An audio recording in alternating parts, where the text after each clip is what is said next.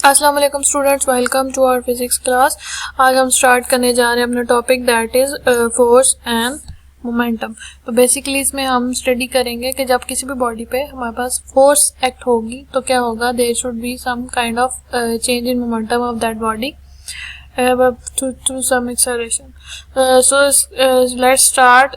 There is a body that is moving with velocity vi, ठीक है, यानी एक बॉडी है जिसका मास क्या है, वो है m, ठीक है। Small m is the mass of the body, जो कि एक इनिशियल वेलोसिटी जो है उसकी क्या है, vi, यानी सम वेलोसिटी से मूव कर रही है जो है vi, इनिशियल वेलोसिटी है उसकी, ठीक है। अब क्या होगा कि जब उस बॉडी पे, मूविंग बॉडी पे फोर्स एक्ट होगी तो क्या होगा, उस बॉडी में एक्सेलरेशन प्रोड्यूस होगी, ठीक है।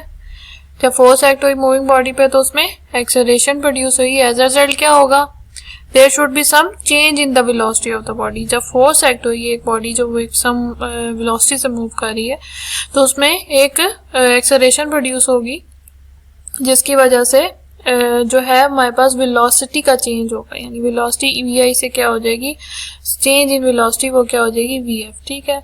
तो इसमें फिर हम जब हमारे पास चेंज इन वेलोसिटी आ रहा है थ्रू मास एंड एक्सेलरेशन और दैट, तो they should be change in the momentum, यानी मोमेंटम भी क्या होगा, इनिशियल मोमेंटम जो है वो चेंज होकर किस में चेंज हो जाएगा, जिसको हम यानी फर्स्ट जो हम उसका मोमेंटम ले लेते हैं वो लेते हैं इनिशियल मोमेंटम से क्या हो जाएगा, फाइनल मोमेंटम में चेंज, ठीक है। इसको हम कैसे डिस्क्राइब करते हैं, इसको हम मैथमेटिकली ड्राइव करेंगे।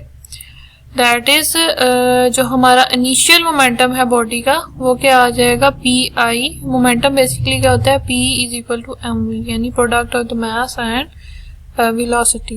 तो इनिशियल मोमेंटम को हम रिप्रेजेंट कर देंगे p, डिनोमिनेटर में हम यहाँ पे जो हमारे पास है सबस्क्रिप्ट में ये आ जाएगा i स्मॉल आई, ठीक है। यहाँ पे वेलोसिटी भी हम क्या ले रहे हैं, इनिशियली ये आ जाएगी vi। तो ये हमारे पास आ रहा है इनिशियल मोमेंटम। इसी तरह से फाइनल मोमेंटम के लिए हम क्या कर देंगे, pf is equal to mvf, ठीक है।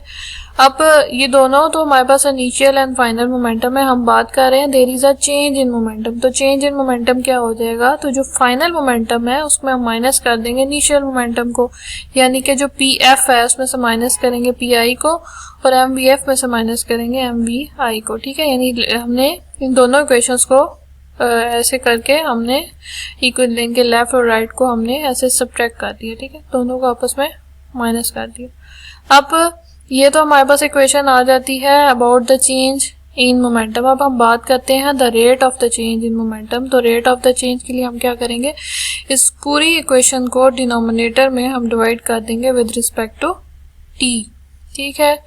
तो ये P F minus P I divided by T क्या है, rate of change of momentum, जो कि इसके इक्वल है। यहाँ पे अगर मैं इस मास को m को दोनों साइड से कॉमन ले लेती हूँ तो मेरे पास क्या आ जाएगा, V F minus V I divided by T.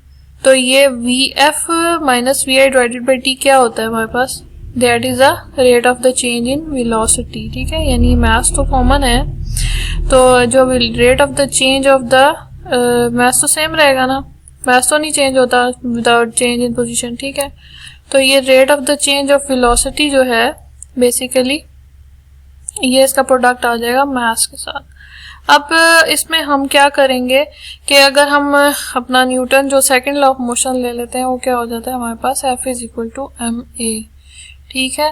तो अगर इसमें हम पुट कर देंगे यहाँ पे जो हमारे पास मोमेंटम है ये वाला, ठीक है, ये किसके इक्वल आ रहा है, ये सच चेंज इन वेलोसिटी जो है ये हमारे पास विद रिस्पेक्ट टू टाइम क्या होता है, एक्सेलरेशन, ठीक है। The rate of the change of velocity क्या होता है, एक्सेलरेशन, ठीक है।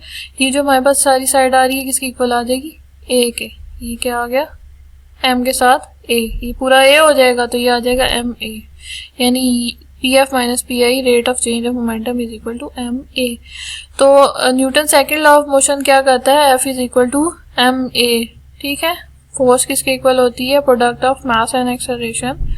तो ये अगर हम इसको रिप्लेस करें यहाँ पे, ये जो ए है ये वाली जो हमने ड्राइव किया था इसको हम अगर रिप्लेस कर दें तो हमारे पास क्या आ जाएगी, P F minus P I by T is equal to F. क्या किया हमने, इस एम ए को according to the Newton second law of motion हमने किससे रिप्लेस कर दिया, एफ से, ठीक है। तो ये हमारे पास आ गई फोर्स हमने क्या फाइंड कर ली, with the help of Newton cycle of motion force find out कर ली जो कि एक्ट हो रही है on a body that is moving with some velocity and producing the change in its momentum.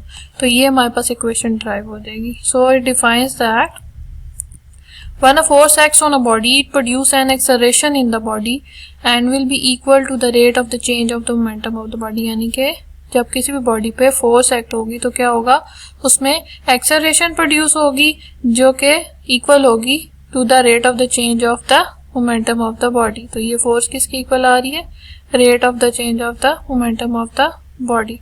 अब इसमें फोर्स है ये हमारे पास, तो ये वेक्टर क्वांटिटी है और इसका ऐसा यूनिट हम कैसे डिफाइन कर लेते हैं, न्यूटन सेकंड। ठीक है, ये क्या आ जाएगा, इसका इस फोर्स का यूनिट आ जाएगा Newton seconds which is the same as kilogram metre per second. ठीक है, तो ये हमारे पास इसका सिस्टम इंटरनेशनल यूनिट आ गया। नेक्स्ट हमारे पास एग्जांपल है 3.6 फ्रॉम योर बुक।